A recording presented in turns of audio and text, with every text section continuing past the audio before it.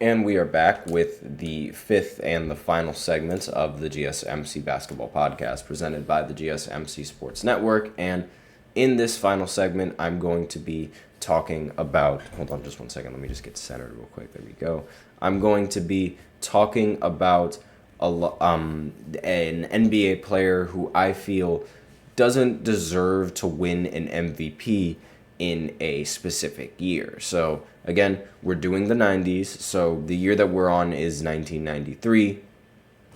And the player that ended up winning the MVP in 1993, who I think shouldn't have won the MVP that year, was Charles Barkley. Now, obviously, Charles Barkley, this is another MVP where a lot of people feel like Michael Jordan was robbed. It's another MVP that's popular that, again, the MVP that MJ won in 98, probably he shouldn't have won that, but a lot of people also think that Michael Jordan should have won an MVP in 1997 as opposed to Karl Malone getting the MVP. I mentioned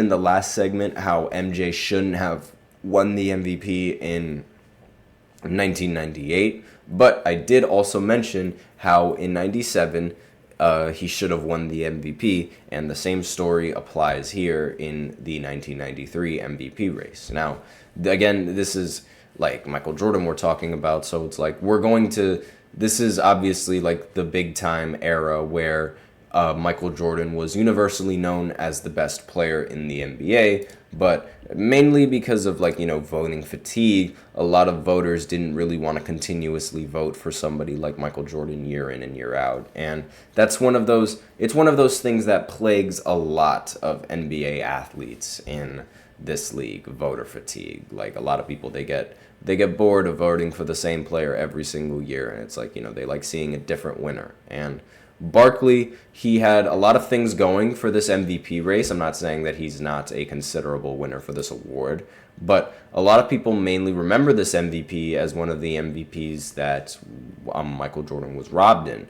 Now, Barkley this season, he sort of rewrote the narrative of him being a team cancer, because back on Philly, a lot of people didn't really, consider him as a team caliber player, and a lot of people didn't really think he could be a very dominant force in the league and take a team to a pretty decent record in the regular season, as well as a pretty decent record in the postseason. Like, nobody really expected that coming in from him.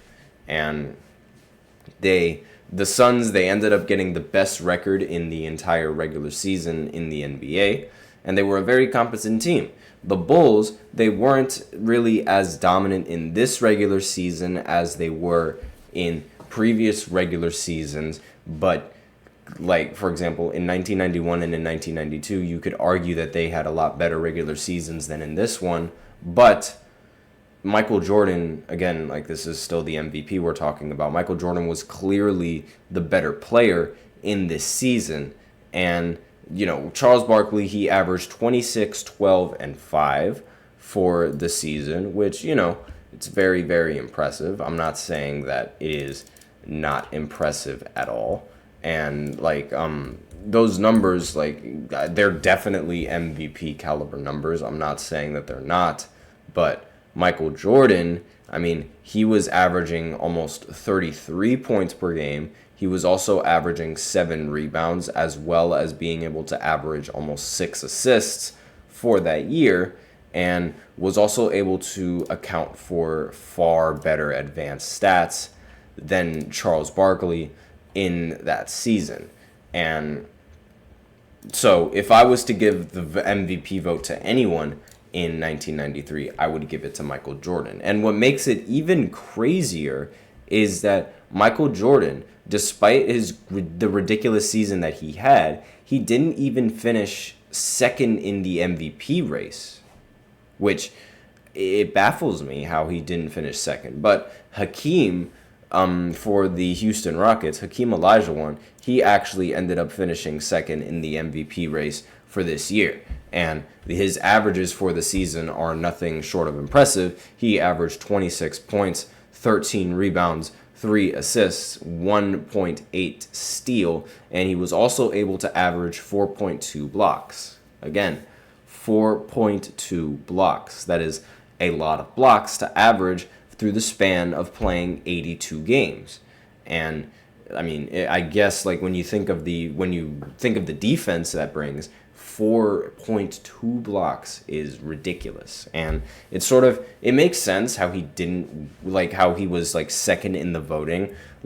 But again, I would have much rather seen, and I would have much rather preferred having Michael Jordan as the winner of the MVP, because let's face it, we know he was the best player in 1993. There's no question about that. It doesn't matter whether you think of the regular season, whether you think of the postseason, Michael Jordan was clear-cut the best player. And again, Hakeem and his averages, playing 82 games, averaging 26 points, 13 rebounds, 4 blocks, along 52% shooting from the field is very impressive. But again, would have much rather liked to seen the vote go to Michael Jordan and winning the MVP in this specific race. So that is all that I have for this segment, and that's all that I have for the podcast. So thank you so much for tuning in to the GSMC Basketball Podcast presented by the GSMC Sports Network. Your support means a lot to us, so remember to subscribe to the show, leave a positive review. It really does make a difference.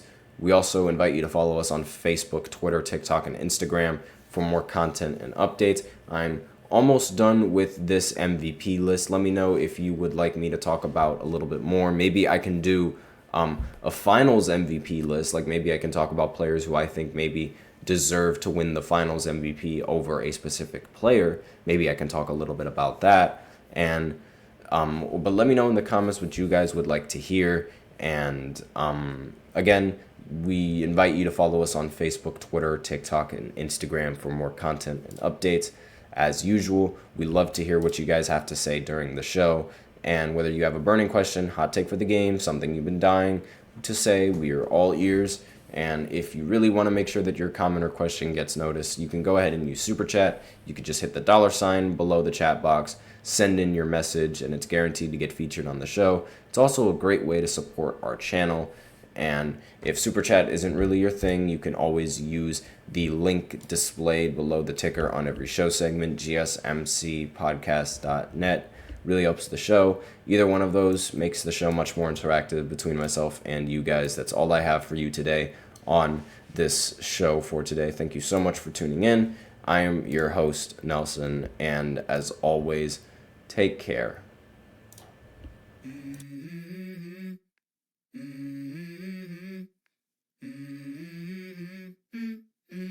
Let's go. I wake up to a little bit of drool on my pillow, feel like it's gonna be a bad day.